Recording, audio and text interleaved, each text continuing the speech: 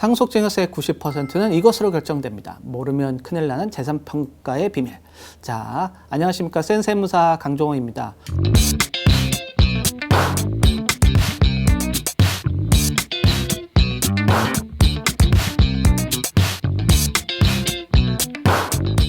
부모님께 이제 재산을 물려받거나 증여받을 때 가장 걱정되는 것은 무엇일까요? 세금이죠. 이제 세금이 얼마가 나올지 결정하는 가장 중요한 부분이 재산평가입니다. 내가 물려받은 집, 땅, 주식, 재산의 가치가 얼마나 보느냐에 따라서 세금이 수천만 원, 수억 원까지 차이가 날 수도 있겠죠. 그래서 상속세, 증여세에서는 재산평가가 사실 세금 부담과 가장 직결되기 때문에 가장 다툼이 많은 부분이기도 합니다. 오늘은 상속세, 증여세 계산할 때 내 재산 가치를 어떻게 평가하는지 그 핵심 원칙에 대해서 살펴보도록 하겠습니다. 재산평가의 대원칙은 시가평가입니다.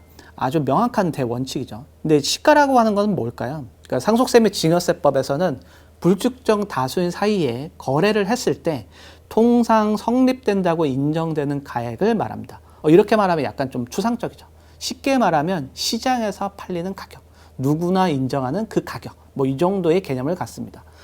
이때 상속세라고 하는 것은 사망일, 증여세는 증여를 기준으로 시가를 찾아서 세금을 계산하는 것이 원칙입니다. 시가라고 하는 표현이 이제 약간 추상적이기 때문에 상속세 및 증여세법 시행에서는 시가의 범위를 구체적으로 정하고 있습니다. 이것을 적용하는 순서가 우선순위가 있습니다. 해당 재산의 매매 등의 가액을 우선 적용하고, 해당 재산의 매매 등의 가액이 없으면 유사재산의 매매 등의 가액을 적용하고, 유사재산의 매매 등의 가액이 없으면 개별 공시지가, 공동주택 가격 등으로 평가합니다. 매매 등의 가액은 매매가액, 감정가액 평균액, 공매가액, 경매가액, 수용가액을 얘기하는 거고, 이 중 공매가액, 경매가액, 수용가액은 시가로 만나는 경우는 좀 드뭅니다. 보통 우리가 흔히 얘기하는 시가의 범위는 보통 매매가액이나 감정가액 평균액이 제일 많이 만나죠. 자, 1순위는 해당 재산의 매매 등의 가액을 얘기하는 겁니다. 해당 재산이라고 하는 것은 상속받거나 증여받은 그 재산을 얘기하는 거고요. 평가 기간 내에 매매 등 가액이 있으면 그 가액을 얘기하는 겁니다. 평가 기간이라고 하는 것은 이 기간이 이제 있는데, 상속은 상속 개시 전 6개월, 후 6개월, 증여는 증여 전 6개월, 후 3개월을 얘기합니다. 예를 들어서 아버지가 돌아가시기 전에 3개월 전에 아파트를 취득했다. 그러면 그 취득가액이 시가가 됩니다. 이런 해당 재산의 매매 등 가액이 없으면 유사재산의 매매가액을 시가로 봅니다.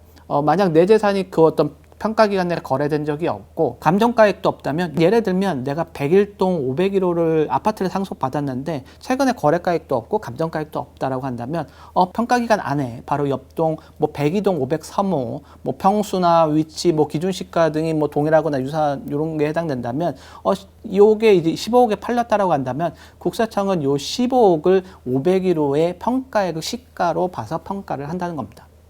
세 번째는 내가 상속받은 재산의 거래가액도 없고 비슷한 재산의 매매 등 가액도 없다면 그때는 시가를 산정하기가 어려운 경우라고 봐서 개별 공시지가, 개별 주택 가격, 공동주택 가격 등으로 평가합니다.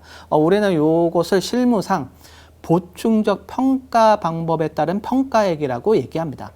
보통 이 보충적 평가액이라고 하는 것은 실제 시가보다 낮은 경우가 많아갖고, 많은 분들이 이 시가 대신 이 보충적 평가액, 우리가 기준시가라고 표현도 하는데 실제 개념은 좀 다른데 실무상은 그냥 기준시가랑 관용점 표현도 쓰기도 하죠. 기준시가로 신고하고 싶어 하십니다. 재산평가할 때 이런 것들이 있는데 주의하실 점이 있습니다.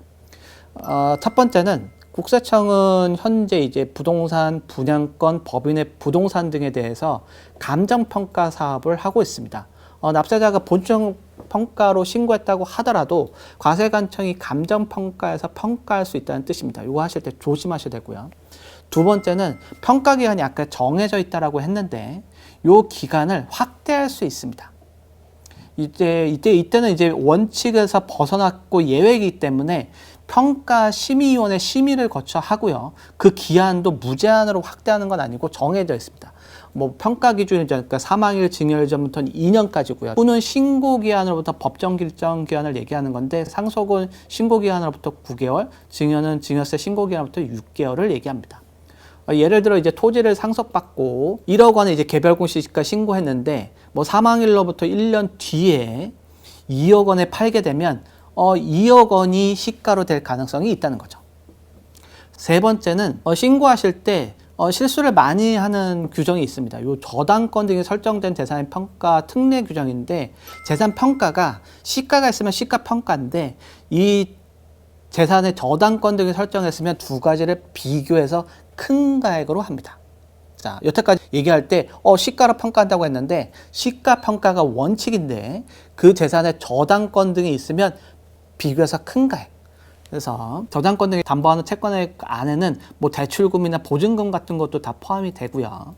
그래서 뭐 예를 들어보죠. 뭐 시가, 기준 시가를 평가할 때 한 10억짜리 상가를 물려받았는데, 이 상가가 은행에 대출을 받았을 때 그 저당권 설정 금액이 12억 원입니다. 그러면은 이때 평가액은 10억 원이 아니라 평가된 저당권 설정된 요 채권의 12억 원으로 평가가 되는 것입니다. 이걸 몰라갖고 기준 시가 10억 원으로 신고하면 나중에 이제 뭐 가산세까지 추징당할 수가 있으니까 조심하셔야 됩니다. 자, 오늘 내용 좀 복잡해 보이는데 정리하면 이렇습니다. 상속증여재산의 평가의 원칙은 시가고, 담보가 설정된 경우에는 비교해서 평가합니다. 시가라고 하는 것은 뭐 불특정 다수인에서 통상 성립되는 가액인데, 요 범위가 추상적이다 보니 우선순위를 이제 규정하고 있고요. 해당 재산의 매매 등 가액을 우선 적용하고, 없으면 유사 재산의 매매 등의 가액, 없으면 보충적 평가 방법에 따라서 합니다. 자, 재산평가는 상속증여세의 거의 90%인 것 같습니다. 오늘 말씀드린 원칙들을 기억하셔갖고 억울하게 잘못해서 뭐 세금을 넣는 일은 없도록 준비하시기 바랍니다. 오늘 영상이 도움이 되셨다면 구독과 좋아요 부탁드립니다. 감사합니다.